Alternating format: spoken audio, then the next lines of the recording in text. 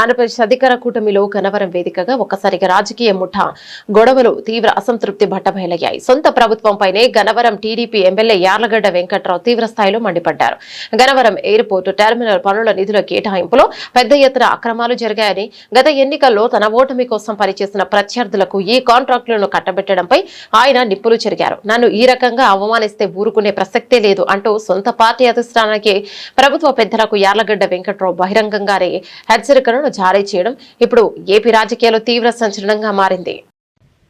కానీ మన ప్రత్యర్థికి పనిచేసిన వాళ్ళ కాంట్రాక్టులు నేను తీవ్రంగా పరిగణిస్తున్నా. ఇది క్షమార్హం కాదు.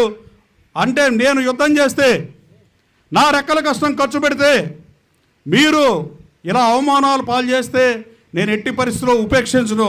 ఇప్పుడు ఇచ్చిన కాంట్రాక్ట్ కేవలం 20% పని మిగిలిపోయి ఉంటే 206 కోట్ల రూపాయలు కేటాయించారంట. అంటే ఆ నార్త్ ఇండియన్ కాంట్రాక్టర్ అయిపోయాడు, వాడు దెబ్బతినిపోయి పాపర్ అయిపోయాడు. వాడి కాంట్రాక్ట్ తీసేసి ఆడు 300 కోట్లతో 80% టెర్మినల్ బిల్డింగ్ పనులు చేస్తే 20%కి ఎంత డబ్బులు అవుద్దో అందరికీ తెలుసు. కేవలం 130 కోట్ల రూపాయలు మాత్రమే టెండర్ ఉంటే 130 కోట్లకి టెండర్ ఎవరు వేయలేదనే కారణంతో మళ్ళీ పిలిచి 206 కోట్లు కట్టబెట్టింది.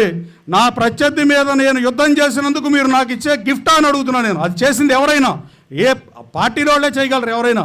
కానీ అలాగే అంటే మనం యుద్ధం చేస్తే ప్రతివాడు మేము పార్టీ అని, మేము పార్టీ, అసలు నన్ను ఏ రోజు ఎవడో కలవనాడు పార్టీ ఎలా అవుతాడో నాకు నిజంగా అర్థం కాని పరిస్థితి. ఈ ఇండస్ట్రీస్లు అంత భయం ఉన్న ఇండస్ట్రీస్లు భయం ఉన్నట్టు ఉండొచ్చు కదా. ఇవాళ ఆ రోజున పార్టీ కాదని, ఇవాళేమో పార్టీ అని, ఇంత